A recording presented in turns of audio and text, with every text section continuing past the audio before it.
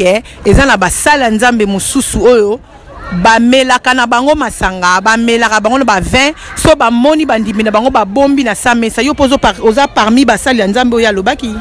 Là ça engage que Bishop Chatumba quand il a dit ça, il sait pourquoi il est dit. Il a de plus de 30 balais na kata ministère na kata Maramanzambe. Il sait de quoi il dit. Mais sache-le très bien que monde wana sotobito kota wana tam su bato ba oyo kangana ba comme na maturité ya maîtriser maramna oloba teza makasi ya so bat bana posa na baya na village ils viendront m'écouter makambo na solaka aussi ja makambo au mona ke bato ba ozala facilement libre parce que Dieu nous a franchis pour la liberté. Dieu nous a pas franchis pour que bato bakende ko vivre ndeto vivara na ba esclavagisme. On peut dire voilà Bishop Chatumba a dansé, il a fait un scandale à l'église alors qu'il y a des gens qui font de scandale et de scandale plus que même la danse parce que tu me prouveras nulle part dans la Bible depuis Genèse jusqu'à Apocalypse là où on interdit la danse ou là où la musique soi-disant mondaine c'est un péché. Si quelqu'un me le montre directement je deviens son disciple. Nalobi nonga na moto na respecta la liberté ya bato. Donc ndeto bandino émission ndeto kendo suka no na suka na respecta la liberté ya bato. Ata nalobi ke na ndimité na ko empêcher moto na somba. Batino so ba landa biso toma mokili mo bimbe landa biso bana nzambe oyo teyaka ba landa biso parce que Bible est la vérité et tant que mo sali na nzambe papa lo ba pena ke asali billet to asali mabete asali mabete asali mabete ndabini za il faut tout nanga poani parce que soko bandi ko la kisanga banda na Genèse na Apocalypse likambone ya mabe parce que nous notre constitution notre code c'est quoi? C'est la parole. Si la parole le condamne, je le condamne. À partir du moment que la parole ne le condamne pas, je vais le condamner pour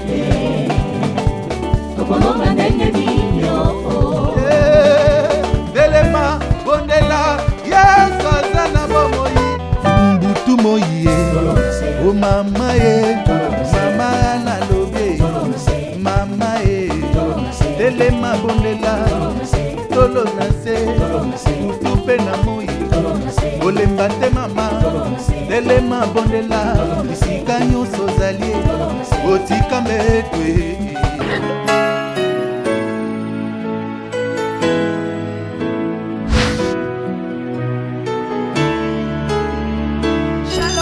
Shalom peuple de Dieu, nous sommes bien à www.tolonase.tv. Il y a bien nos servantes, évangéliste Anne Kalambay, Kande Zalaka bien aimé. Na yeli bino masolo asika, na yeli bino makambo asika, magembu les obetame, to mekosala musala pour la gloire de Dieu. Yesu aza bien. Invité nanga ya lelo bien aimé, aza vraiment spécial. Na bien libino na plateau, na libino nani? Na libino Coco Bar. Coco Bar, attends, on pousse na première na Coco Bar, na on peut sa Coco Bar mbote. Shalom, shalom Coco Bar. Bon mon événement, événement lelo. Donc dès Maman tolo na se na papa tolo na se bakutani ba osola nini pourquoi bakutani pona ne sala matin na tolo na se bomo na kamo kutumbule beti pourquoi po bike moto epela ya on fa mbule kwera déjà pourtant moto epela mbule doser moto. Shalom papa, shalom shalom shalom shalom shalom papa. Bana tolo na se na si bazar osepela na tango. Amen. Baza ko sepela pote to malinga pambola bango est-ce que ko pambola émission ninge to bandi boya na moment oyo. Éternel Dieu tout-puissant, Dieu de grâce, nous te bénissons et nous recommandons ces instants à ta grâce.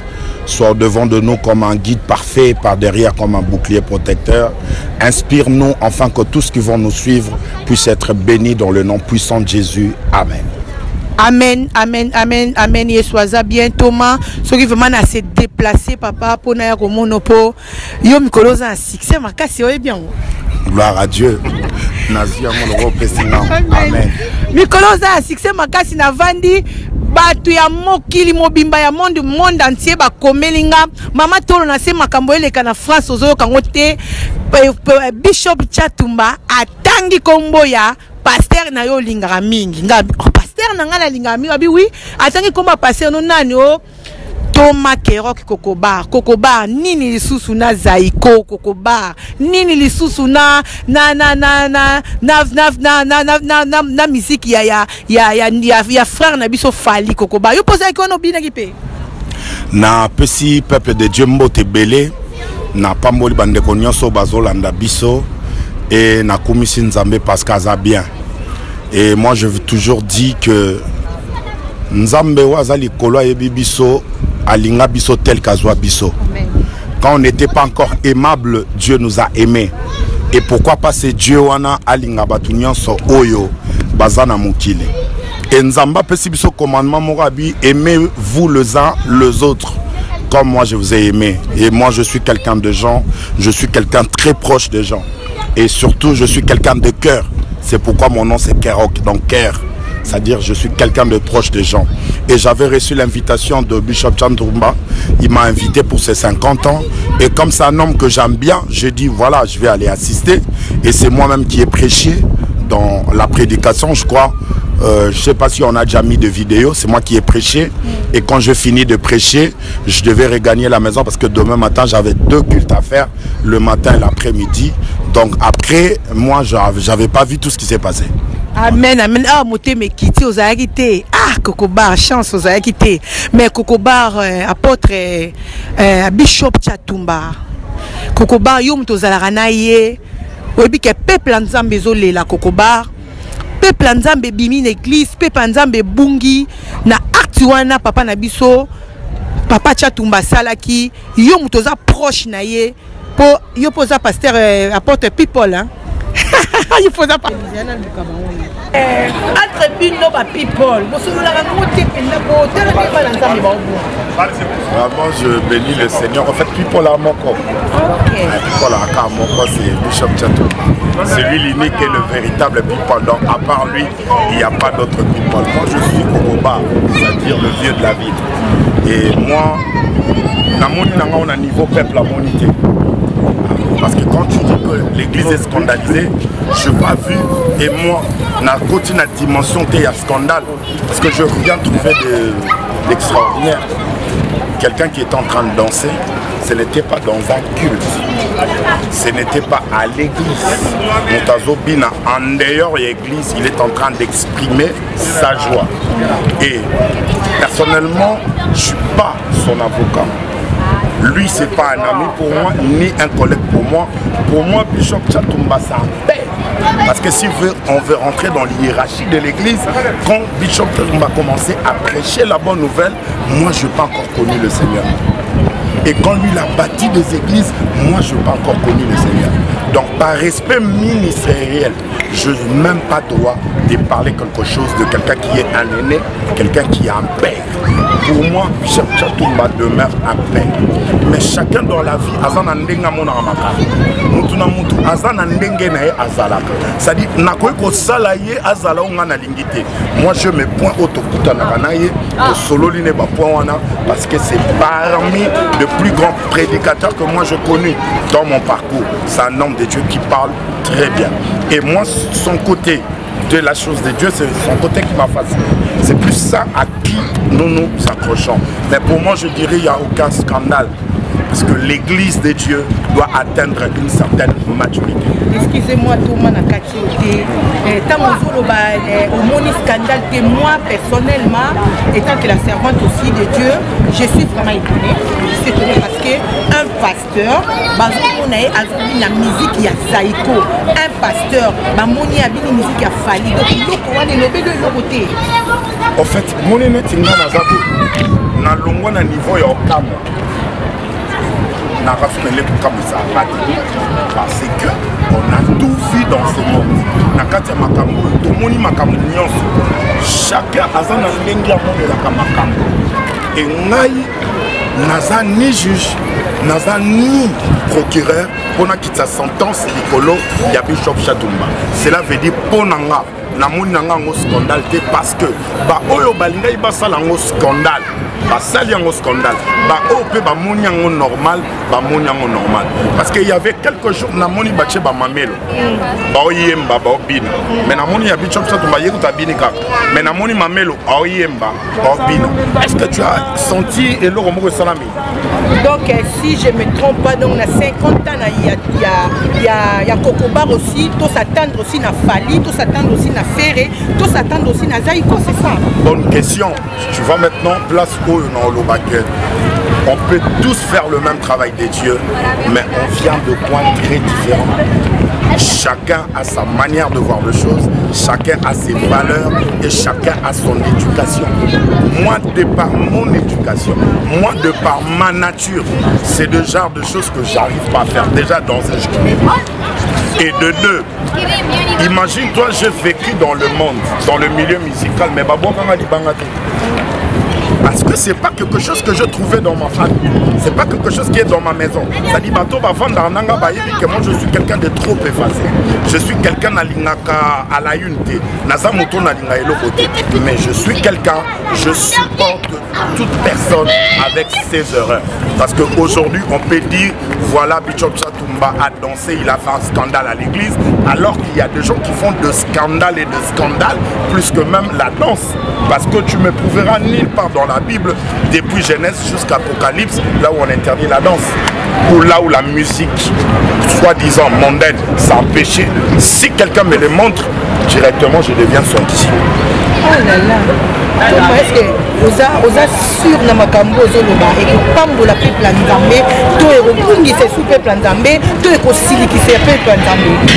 Peuple nzambe akobunga te, peuple nzambe akosilika te, parce que là je suis en train de donner mon opinion de choses qui me concernent et non pas pour que nasa tierce personne no boyo kanga plaisir ba mona ke na lobby makambo ba penser na loba makambo ba penser que na no loba sagesse. Tu sais lelo communauté na biso il a un réel problème et qu'on doit tout faire pour réparer quelque chose dans notre communauté parce que communauté na biso to komi ko s'abrutir mingi. Imagine toi de Bishop Chatumba bina yona fait tout un affaire toi et ça scandale. Tu sais le scandale c'est quoi? Pour moi le scandale c'est que je dois étonner normalement on a ba chrétien ba loba ote abini nzembo zaiko abini eloko ce qu'on a pona ngeloko ekamwa ndeni chrétien yebian ngelo ke comme santé ndé ya bini mais ndeni ya yebi ke zanzembo zaiko zanzembo na mais Thomas va que chrétien lobango papa yemba zaki na fait tu na fait ezaki na loba ba Christ bon eloko mona ina tuna wana na lobake na kata fait il y avait des païens, il y avait aussi des chrétiens.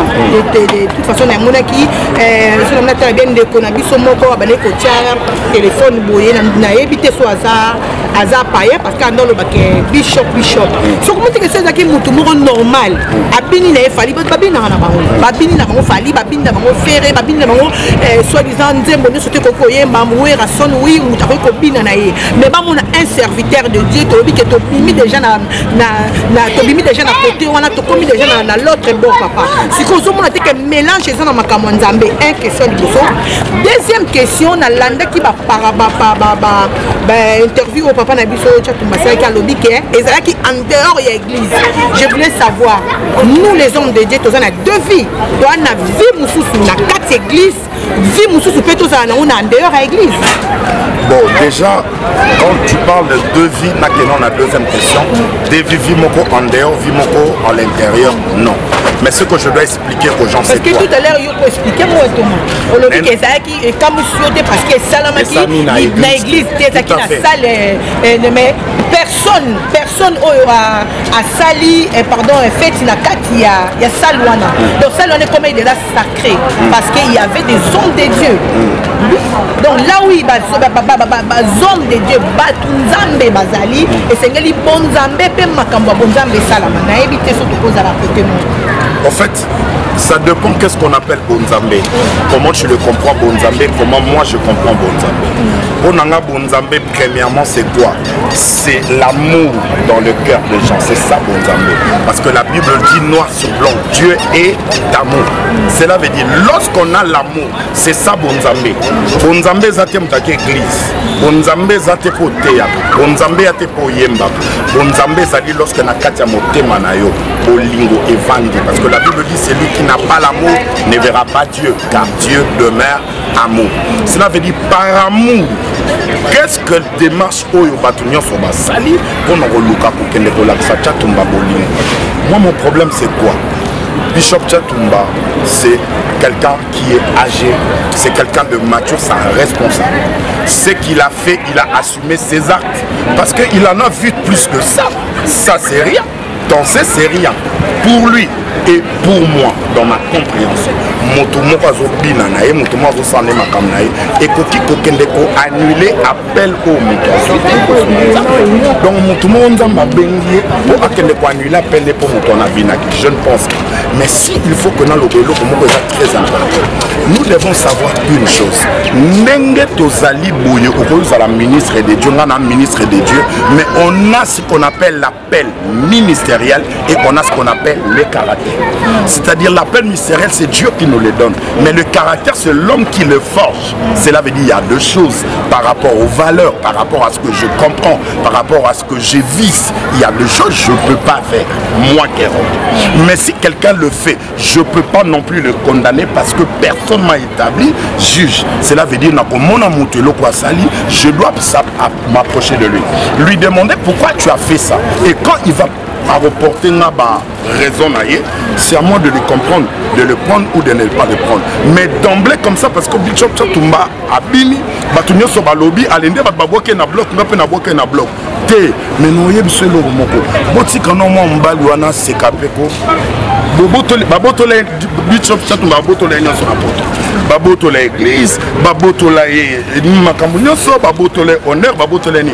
Et bon on a joie, atana ko seka, babotole naébité on dirait cela veut dire est-ce que nako seka sou babotola laissez cet homme azalane sengo Thomas s'il te plaît nakati o malobate babotola église babotola moi si babotola sengo batika seka est-ce que vous êtes sûr que batu babotola parce que quand ko seka to ko sepela mais to sepela dans le Seigneur papa dans le Seigneur ça veut dire quoi non selon mon corps tu n'as jamais été à l'église parce que tu es quelqu'un de l'église tu n'as jamais été à l'église voir des gens danser pour Dieu, mais de danse entre guillemets mondaine.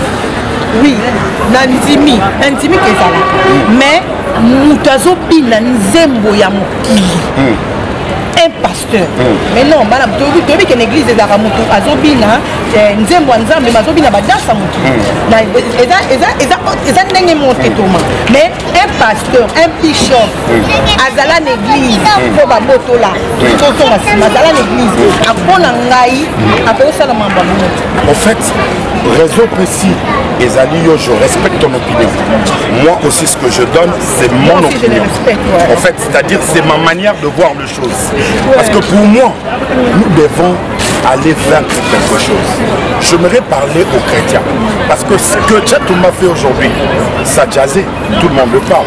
Mais nous devons savoir que nous qui sommes des chrétiens, on a des défis à relever. Premier défi, il n'y a aucun président de la République chrétienne sur 7 milliards d'habitants qui occupe la place du sang. Quand quelqu'un est chrétien, à partir du moment qu'il accède à un poste, il est dans la franc-maçonnerie, il est dans l'occultisme, il est dans toutes ces choses. Est-ce que nous devons travailler à ce que nous puissions atteindre cette sommité? On n'a pas de députés qui sont chrétiens, ils sont dans la maçonnerie, ils sont musulmans, ils sont dans des choses. Mais nous, le chrétien, ce qui nous tue premièrement, c'est quoi? On n'a pas d'amour. Pour nous, qu'est-ce qu'on voit? On voit seulement du côté négatif. Mais est-ce qu'on peut regarder de l'autre côté? Si aujourd'hui Dieu dit, je verrai maintenant que tout le monde qui me donne compte, qui peut tenir devant le Seigneur? Parce que nous péchons en âme et conscience et nous péchons par inconscience. Il y a de ceux qui font des choses plus terribles. Mais ces gens-là, ce que nous devons savoir, nous le chrétien, nous devons cultiver l'amour. Parce que quand on a l'amour, c'est l'amour maintenant qui soupçonne quoi le mal. L'amour pardonne tout. L'amour excuse tout selon 1 Corinthiens chapitre 13. Et quand quelqu'un a l'amour, il peut voir tout ce que le bishop Tchatumba a fait. Mais au nom de l'amour, nous devons quand même l'accueillir. Nous devons quand même lui prouver notre amour. Qu'est-ce que nous attendons? Que le monsieur meure? On porte de costumes noirs et on vient avec des discours. Il était un mec super, il était un mec... Non, il faut savoir aimer quelqu'un de son vivant. Quand quelqu'un est là, dis-lui quand même que tu l'aimes. Quand quelqu'un il est bien, apprécie-le quand même. Quand quelqu'un les fait les câlins, fais-les de bisous. Tu vas remarquer que ce genre de choses, ça va encore nous consolider dans l'amour, dans la paix. C'est alors que le christianisme aura atteint vraiment un certain niveau. Oui, Thomas, je sais, la compagne, nous, c'était au monde, il faut que le comportement na biso pe ba faire nzambe et c'est les à la paix et ko kana na maloba nzambe papa to moni apporte quoi la zoe de sa Timothée alobi veille na cinéma na yo veille aussi na comportement no peut to bikisa yo moko bikisa na bato bazolanda yo et son ndimi que papa na biso Tchatumba asa ko veiller pena na comportement na yo. En fait, comme je dis, je suis pas son avocat. Ce qui traverse dans son esprit, je ne connais pas. L'esprit qui l'anime, je ne connais pas. Mais pour moi, je parle sur le fait. C'est-à-dire, je reste dans la forme. Bon, on a une atout na siko. Asali mal, batino so ba landa biso Thomas. Mokili mo bimbe landa biso. Ba na nzambe oyo te yaka. Ba landa biso parce que Bible est la vérité. Et tant que mo sali na nzambe. Papa, le ba pena que asali billet, to asali ma bete. Asali ma bete. Asali ma bete ndabini za. Siko fotu nanga poani. Poani. Parce que soro bandi ko la kisanga banda na Genèse na Apocalypse likambone ya mabe parce que nous notre constitution, notre code, c'est quoi? C'est la parole. Si la parole le condamne, je le condamne. À partir du moment que la parole ne le condamne pas, je vais le condamner pourquoi? Donc parole est ici, il faut se poser à nos chrétiens, Robi n'a pas demandé. Non, pour Bible, jamais cause à la chaude, jamais cause à la foi en même temps. Ah donc pour vous, les musiciens sont des sorciers? Non, c'est pas que les musiciens, moi aussi avant j'étais musicien, on peut dire que les musiciens sont des sorciers. Mais papa, on peut dire que vie tout ça, la musique, c'est pas les vies dans les chrétiennes. Parce que moi, je suis sauvé. Par rapport à la musique, il n'a pas la bonne zambé. Mais il y a pour ton information, il y a des musiciens chrétiens qui sont dans le louche, dans la franc-maçonnerie. Même pas des... C'est la musique. Mais si Bango Baza Bongo, mais en fait, le grand problème, c'est quoi? C'est simple. Tu sais, nous devons toujours avoir notre référence qui est la parole. Or, la parole, on ne peut pas aller discuter. On ne peut pas servir Dieu et en même temps on servir maman. Il ne servait pas maman. Oui, il servait maman parce que les danses qu'ils dansent là, ce n'est pas les chansons de Dieu. Ce n'est pas les danses de Dieu, les musiciens, les gourous. Ce n'est pas l'éternel, papa. Moi, je vais te dire une chose. Il y a des gens à l'église, ils dansent des danses mondaines pour des cantiques chrétiens. Je préfère même ça. Voilà, ouais. Si tu préfères ça, moi je préfère, oui, papa. Moi je préfère que quelqu'un danse pour Dieu, même s'il pouvait danser quelque sorte de musique. Voilà. Oui, papa, je sais. nayebi ke na kati ya église eza na bato mosusu babinaka musique aobina danse ya mokili mais azobina yango na musique ya nzambe. Moi je préfère même ça bato mais pas toma oyebi ke mutu oyo aza normal soki asali likambo ozala nde mosusu na yo to mosusu osali. Écoute, je ne cesserai jamais de le dire, chacun a sa manière de voir la vie. Tu peux voir, on est ici nombreux, mais chacun conçoit les choses dans sa manière. Et nous devons atteindre la maturité de pouvoir respecter la liberté des autres. Qui suis-je moi pour venir condamner quelqu'un dans sa liberté? On vit en France, un pays de liberté, égalité, fraternité. Tu peux jamais dire à quelqu'un pourquoi tu es en train de fumer, pourquoi tu es en train de prendre cette canette. Tu prives sa liberté. Et si lui, dans sa liberté, dans sa conception, il trouve bon de danser, qu'est-ce que moi je vais faire? Oui, papa, tu as vu en France, mais tu es chrétien, tu as ça, la makambo, tu n'es pas parce que nous avons mis à part. Nazolo banayo, omoni makambo robina, ezaka goutte de moko. Mais c'est que c'est pas ça. Kenga la lingio lo bapenga ke asali mabe. Tino ko lo bango tena lo basali mabe kwa ni tasali mabete na bandeli asali mabete. Donc denga bini wana e pamboli bana. Abomina. Tchatu mandela bignona ya koti sisu bat l'église. Abomina. Alembi si kundima bat. Batu boni o balembi sans kutu Tchatu mbabina. Quand on parle de l'apostasie, Tchatu mbana binite. Quand on parle de relâchement qui est aujourd'hui, Tchatu mbana binite. Quand on parle aujourd'hui, les gens ont abandonné tout ce qui est la chose de Dieu. Ce n'est pas à cause parce que quelqu'un a dansé. Non, il faut changer la manière de voir les choses. Combien de bien que nous faisons, ça n'attire jamais aussi d'autres personnes dans la chose de Dieu. Je vais te dire un truc. Vous savez qu'il y a une catégorie de personnes, que tu fasses du bien, que tu fasses le mal, pour eux, être homme de Dieu, entre guillemets, c'est déjà quelque chose qu'ils considèrent pas. Mais nous sommes en train de faire un bon travail. Combien de nos jeunes aujourd'hui, on les a poussés, ils sont des masters, ils sont des licenciés, ils sont à l'université, ils sont en train d'apprendre et être à l'église. Est-ce que les gens en parlent? Non. Aujourd'hui, il y a la délinquance qui est parmi la jeunesse actuelle. Mais nous sommes capables de dompter ces jeunes-là, leur apprendre comment on doit vivre le civisme et la spiritualité. Ces jeunes-là sont dans la société insérés et faire le bon travail. Est-ce que les gens les disent? Non. Combien de personnes on a calmé, il faut aussi faire le mal, on a calmé. Mais les gens ne voient pas du bon côté. Les gens, ils voient seulement tel à danser. Mais tout le travail que nous faisons, est-ce qu'il y a des gens qui sont venus parce qu'on a fait ça? Et les gens fuiront parce que Tchatu va danser. Je demande encore une autre fête qui danse encore. Donc, il danse. Si ça va lui procurer la joie, qu'il le fasse.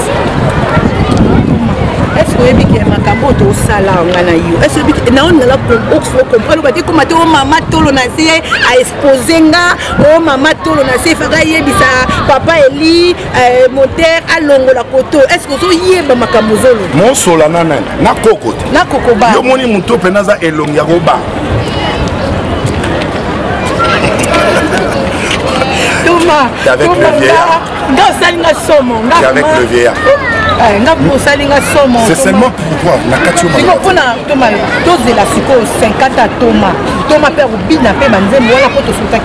dis que moi je passe cette culture.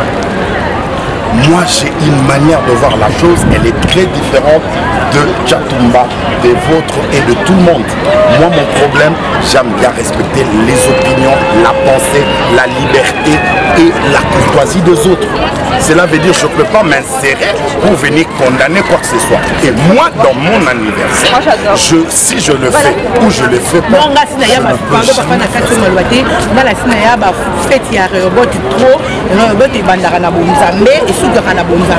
pourquoi pas Okoba étant que passer people, camarade a passé à people, à quoi il s'est passé à people, ça passé à people manière il y a pour ça les latés. Peut-être que comme si à autres candidats bon on les habille. Pour la monnaie qui passe il peut banzer manza.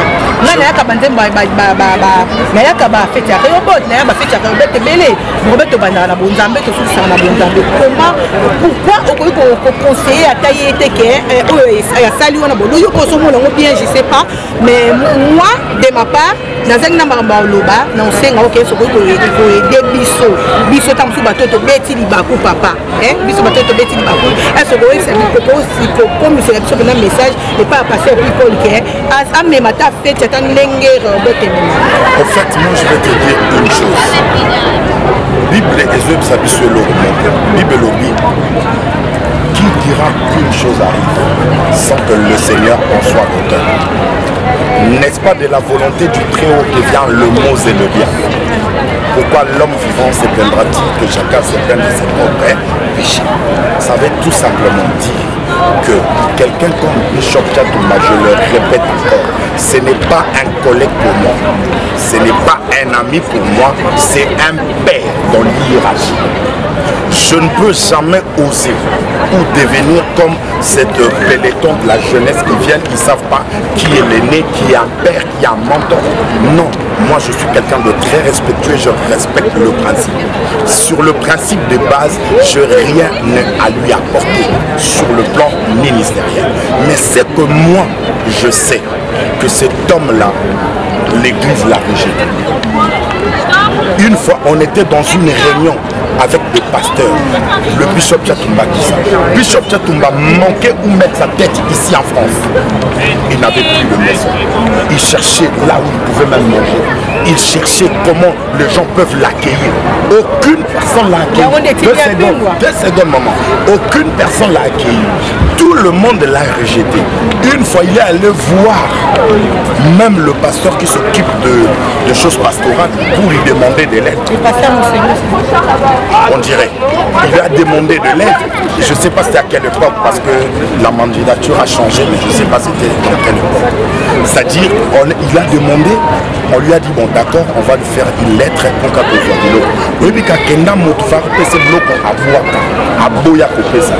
et cet homme trimé partout.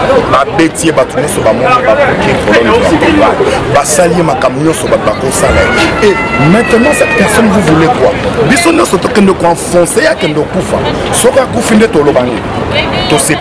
Parce que Tchatumba est mort. Écoutez, Tchatumba peut être mauvais pour d'autres, mais il fait la joie de plusieurs. Plusieurs personnes, ils sont contents de le voir, notamment ses enfants, sa famille, il compte sur cet homme. Et moi, cet homme-là, je l'aime bien, parce que son air, il a un mental fort. Tout ce qu'il a enduré, si on donnait ça à qui que ce soit, peut-être à retenir le côté. Et Dieu lui a fait grâce, il y a eu des prophètes qui lui ont dit Kakokoufa. Et cet homme-là, il a eu la grâce d'avoir ses 50 balais.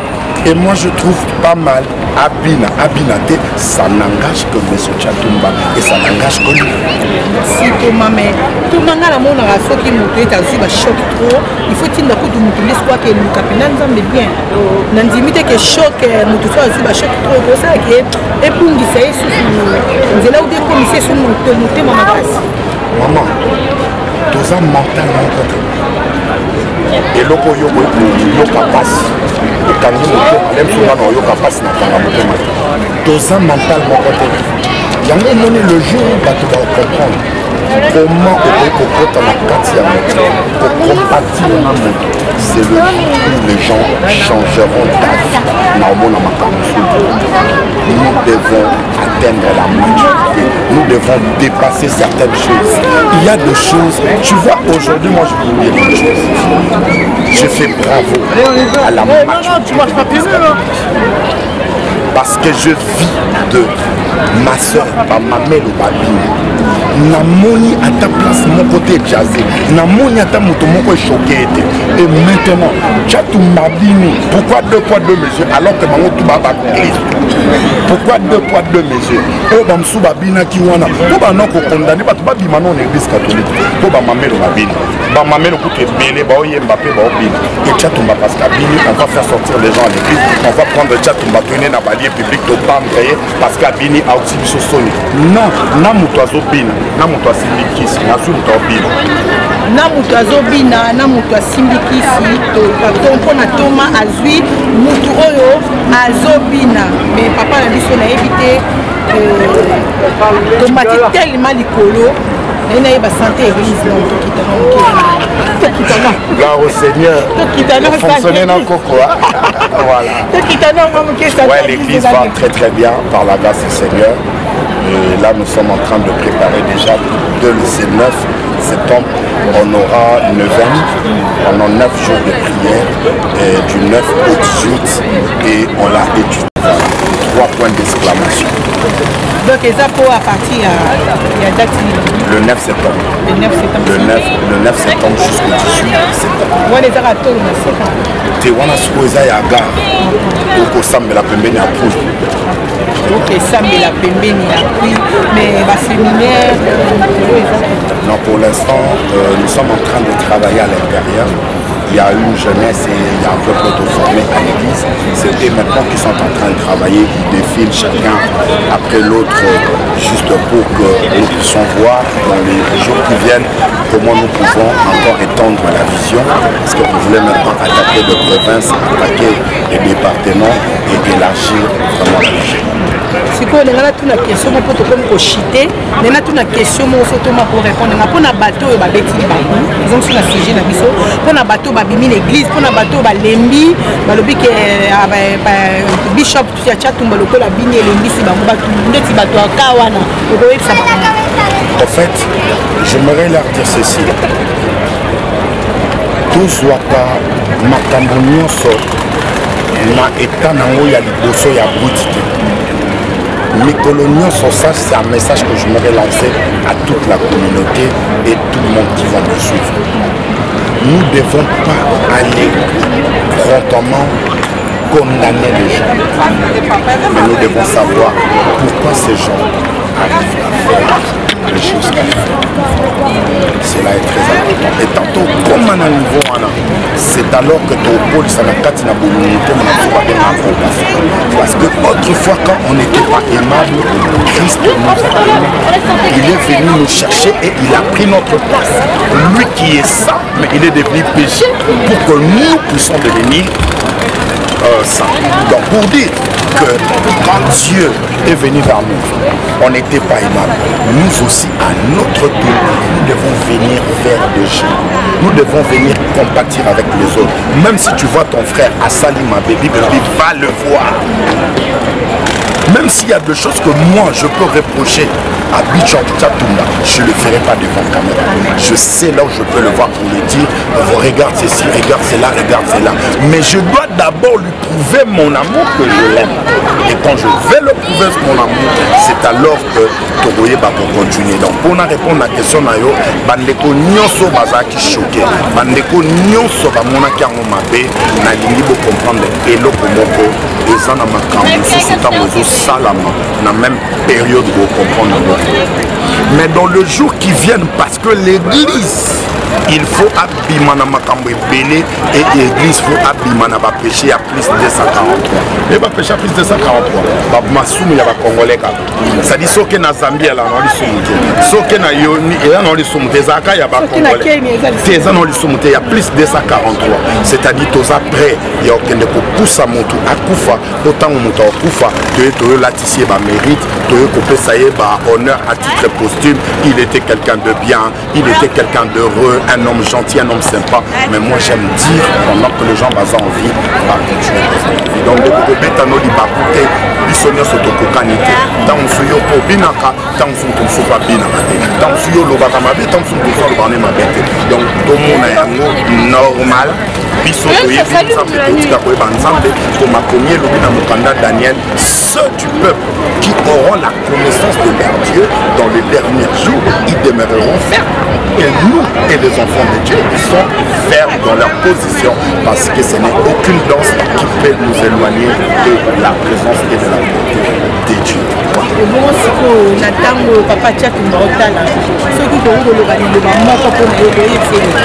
Bishop Oumela ya Oumela on a vacciné sous 50 ans à Oumela. Bien aimé dans les Seigneurs, tozo continuer kakana ndenge tozo kita, nous sommes bien à www.tolonase. Toza toujours na kokobar a sukisi mama tonase do malobezo silangai. Do songa na kena gauche kokobar a kena droite. So na kena droite kokobar a kena gauche. Do to ko tout na tena nzela kokobar. Mela na mama imuke papa. Mela na mama. Mais là, parce que dans mon émission,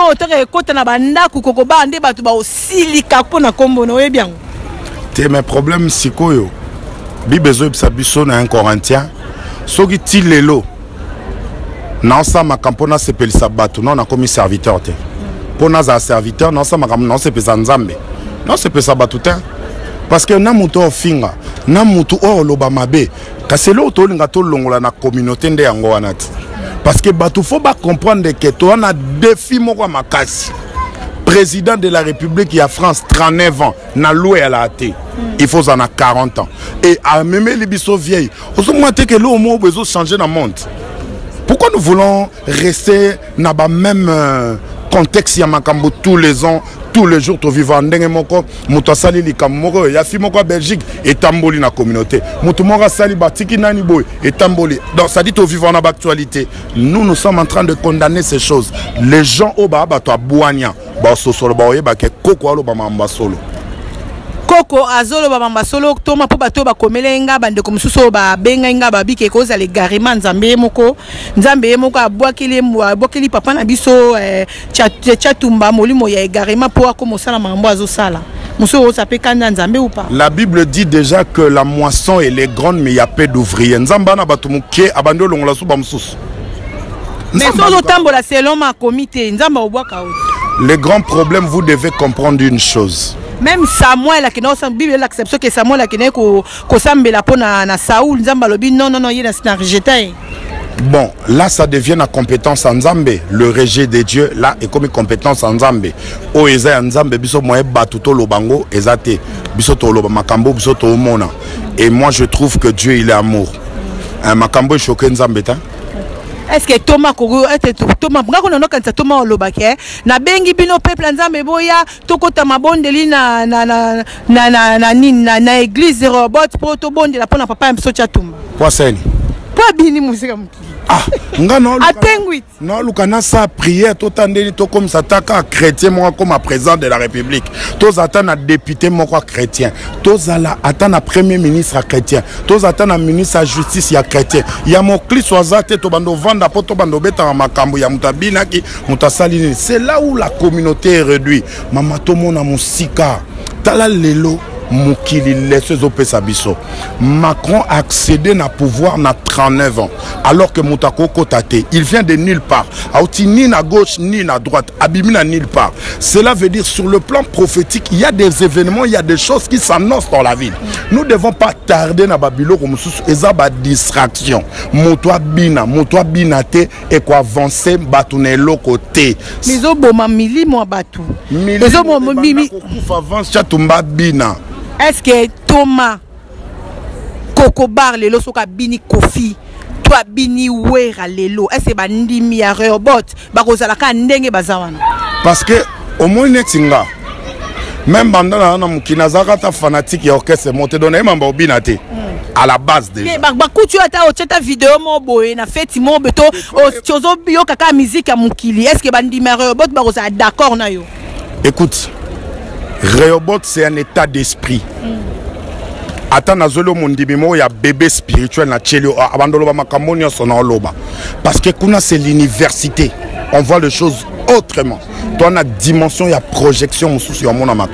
Nous, on ne voit pas de choses dans la bassesse. Nous, on voit d'autres choses. On voit aussi quel est le message de Dieu pour la nation par rapport à l'événement.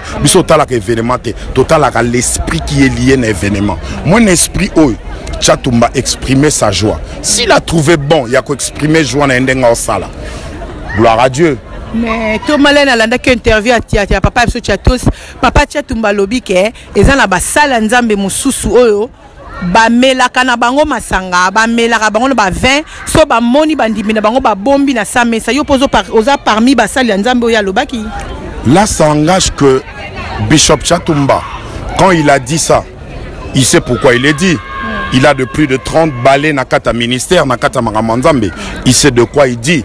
Mais sache-le très bien que monde wana sotobito kota wana tamsu bato ba oyo kangana ba comme na maturité ya maîtriser maram na loba teza makasi ya so bat bana posa na ba ya na village ils viendront m'écouter makambo na solaka aussi ja makambo au mona ke bato ba zala facilement libre. Parce que Dieu nous a franchis pour la liberté. Dieu nous a pas franchis pour que batou bakende ko vivre ndé to vivarana ba esclavagisme. C'est que tu dois comprendre une chose. Mouton mais la jus ana bonzambe, mazui diabète. Ah mais la jus ana bonzambe. Ça dit jus wana et ana on a Bible été. Oh nyonso wana mba sala wana et ana makamususu même nzambe atanga kangote ayebi angote mama nzambe munene le roi nzambe wana liko. Tout mon Bible lo ba ivonnerie ba omona lola te. Ba mona nzambe te sa Bible makambo. Wana tolobi mba mo makami balé. Kwa te poto za mama masanga. Tenga na lo ba jus. Yozo lo ba jus menga na tuna kike papa na biso. Cela veut dire que mouton mais la jus amélie en peu boti azu diabète fin nzamba lo batem mouton za biblique à cause de maladie ten ndeni azuan donc yo peut dit masu bato ba mela suma sanga na lobi no nga na moto na respectaka liberté ya bato donc ndeto bandino émission ndeto kendo suka no na suka na respecta liberté ya bato ata na lobi ke na ndimité na ko empêcher moto na somba et bon wana Zambia otala kuta émission te amelate et bon za Kenya amelate donc yo po mela non ya na zolo banonga naza na mœurs nanga na conception nanga na façon na monela amaka kasi yo na tuno yo to oui ou non yo po mela kana yo ya na zolo bana yo nga na mœurs nanga na za besoin Thomas nga za besoin to faciliter na ba bébé spirituel ba to saka ateke bato ba kola mutu ba olanda biso émission to faciliter bango Thomas pe amela kana ye ya na biloko émission eza pile face ya oui ou non bon voilà non. Ok. Quand on se défend, on a Kendeti. Zali, prédicateur de la bonne nouvelle, citoyen du monde, enseignant de la parole. C'est-à-dire, moi, je ne juge pas comme les gens le disent. À Oboya Biloko, tout en bloc. Oboya Likambu, Oboya, sur base de quelle écriture? Moi, je suis dans les écritures. Mais Bible, Bisolobi, ba meli masanga ba ivoneri ba komona nzambe te tomolobi nini wana. Maman, Bible on a autant on a soto côté angwa émission échanger couleur pour photo fungolango version lobi nini baloba que on a contexte nini balobi on a lo lenge nyos ya on a zolo banot wana ya zamba ndakunanga c'est-à-dire so obio kota na ivrognerie wana baloba ba parler quelle ivrognerie. C'est ça le problème. Ivrognerie c'est que muto tambola côte muto amela tamwa vert pour l'instant ils ont mabete. Siko Bible bakolo ba makambo mengolo ba makambo wana tengolo ba makambo susu. Au moins une place dans le Kenan. Parce que quand on a la Bible dit les écritures tuent. Aucun ivrognerie. Bon, bah, ivrognerie, n'y a pas de massang. Massang, oui, mais c'est l'emboyani. C'est quoi, fungo la biso yo mto ebi. Bah, lo ba ivrognerie ya massanga te. Bah, lo ba yani. Bah, yo kanga na village. Bien aimé dans le Seigneur, nous sommes bien 3w.tolonactv donc oh non surtout Thomas Lobi engai. Et ça qu'on engagé karaye donc il n'a retiré la bino pena numéro à Thomas na sewana muto alinga discuter makambo ale kambala moko pa kokobar ba ke ba discuter ngo kokobar elo ni skoko loba na suka makambo parce que quoi en fait na bénir d'abord peuple de Dieu bande konyoso bota la biso parce que moi ben mission na sala ka bato bazela kango c'est des hommes de science. Basé la rapnaso ba que dans ça l'émission des hommes de science balukarango batu oyo ba monaka makambo plus loin bato ba réfléchissaka. J'ai toujours eu du mal na bato ba sectoriel mais je passe toujours avec des gens au bas se déployer un esprit na bango. J'aimerais vous dire une chose. Tu peux avoir 10 enfants, tu auras 10 caractères. Tu peux avoir 20 membres dans l'église, tu as 20 personnages. Pour dire chacun a sa manière de voir les choses, chacun a sa manière de faire les choses. Et moi, étant qu'homme de Dieu, j'ai ma manière de faire les choses. Et malgré ma manière de faire des choses, cela ne m'empêche pas d'aller tolérer ce que les autres font. Parce que je ne connais pas pourquoi ils les ont fait et je ne connais pas pour nani ba salango. Lokola na yebi de kamuto salate na ko condamné te. Ça dit so muta tuninga ba question na nganga ce qu'on répondre makam nanga pour nga na makamni na salaka. Donc nalika na yeb sabatu batu bazala rassurer. Makambo nyonso eza distraction. To bando tala makamu susu. To bando luka place nini nzamba ko mema biso to banda kota la place ni tolito kende lelo au mona likambo moko esalami 40 personnes 50 personnes 60 personnes ba se mettre yo finga mutu moko ba to ba réfléchir 10 secondes muto finga za parents muto zo finga na ba belle famille muto zo finga na nini. Tu trouves pas que communauté aza ko s'abrutir alors que nous devons voir plus loin.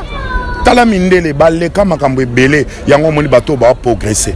Pendant que biso to luka to tchaka ba vidéo ba luka ba tcha deuxième satellite ya luka ko maîtriser monde. Toi na Katia France mboko basaka ba avion de guerre même des Américains viennent acheter. T'as la place ba ke na progression. Mais biso to vendre quand na distraction vendre non internet au bandio finga mutu bandio lo ba mabe mutu. Non non non non non non. La communauté nous devons grandir. Nous devons faire preuve ya batu na nzambe ya bato bana maturité. To kotsa bolingo kati na biso. To zong sa bolingo na mitema na biso. Olinga muninga na yo na na ba faiblesse na ye na mabe na ye linga ye pona clôturer Bible lo Bible avant ya kolongola paille oeza na lisu ya moninga tala poutre oeza na lisu na yo or paille ezali juste lititi mais poutre ezali c'est-à-dire koni mobimba ezap na bois mobimba o eva na lisu na c'est-à-dire otolongolaka eleki mukeke o biso tozanango. Personne prétendra qu'il le sent, qu'il est propre, il est prêt à crucifier Tchatumba. Et si quelqu'un le voit, qu'il est prêt, qu'il prenne la pierre en premier et à Bambaye comme Jésus a dit. Moi, j'ai fait mon travail. Donc, Nasali Moussa Nanga, dans Onyo Tikaliwana, bien aimé dans les Seigneurs. Kokoba, nga Nasali Moussa Nanga, Kokoba, soto tolo baliloba moko pona tolo nase, okolo bani. Vraiment, Nzambe asala lisusu chaîne oyo emata. Emata pourquoi? Parce que partout où il y a souci à âme, yeba ke Nzambe perso ko tirer intérêt na yango wana. Parce que oyebi ke so paralytique a telemi likolo tikala nanga normal.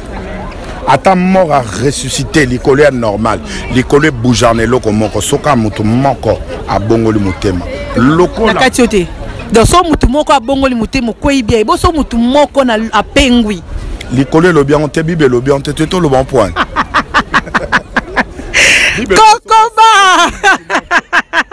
Kokoba likolo ni ali feti balobi na biso te ko soki mutu moko abungi wana photo créer bible obiso sailaka balobi yango te toma penado soki pate moko abukani likolo toma otika nanu pate wana te fa ke lukasum tout à fait bible lobi zwa bango tika bango kendo luka mais Tchatumba quoi pate ta berger Tchatumba za berger mais biso to obe aza berger mais nzamba omoni mwana et pas nzambe aza mwana nzamba oluka mais biso pe nzamba tie biso wana kabeto memela yeta mwa souci ba berger te atini soto luka ba brebis atindi biso to luka ba brebis soto komo luka berger to la Thomas on a landi obié do Tchatumba za mukolo ayebi makambo zo sala c'est ça c'est un berger kasi aza mukolo aza papa aza mukolo aza un berger ayebi makambo zo sala tout à fait. Donc, na comprendre bien. Donc, Thomas boy na ko salir maboko ni na makambo wana. Non non du tout. On a kutu au changer 50 maman cours et émission. Parce que je dis dans mon introduction, je suis pas son avocat, mais je parle de mon opinion, ma conception, ma manière de voir les choses. Cela veut dire oyo ya sali. Ako sala mabe nga pa na nga mabete et choquer ngate et puis et bouger te bandi mignon son église baza en place et nyonso ba moniango ba pamboli pe nzambe balobi nzamba zwaka lokumu parce que rien ne peut se faire si l'Éternel en est pas l'auteur. Amen amen. Et loko moko bien aimé ko sala maté so kinzambe a permettre ngote donc makamwana to itolo bake avec sala manzamba yebaki ezo salama penzamba yebi pourquoi salami penzamba yebi pona nini na tant wana zonga eza ko engager kaka motema to motema nzambe kwa eza ko engager kaka motema nzambe na biso eloko nini nzamba lingi pona Tchatumba eloko nini nzamba lingi pona musali na ye eloko nini lobi nzamba kosala pona ye donc bien aimé na monoko atukomi na suka kolo Yesu apambola biso wana ezalaki bongo mama tolo na se évangéliste Anne Kalambai nazalaki bongo elongo na papa tolo na se Kokoba kolo Yesu apambola biso soki nzamba sungi biso tozonga komela biso yo pe muto moni ke tolobi mabe kobeta libakute komela biso botinela nga ba pardon ba question na bino Kokoba raza wana pour nous répondre à bi question akima ngote. Que Seigneur vous bénisse. Merci. Na profiter pour na pesa mbote na bana mema nyonso na pesi mbote na bana Rehoboth nyonso tout na pesi mbote na mo boss Papa Carlos Kalamba le gardien du temple chef ya chaîne oyo mukondi ya chef o afuta kanga o afuta ka papeli o afuta ka biso. Que le Seigneur vous bénisse.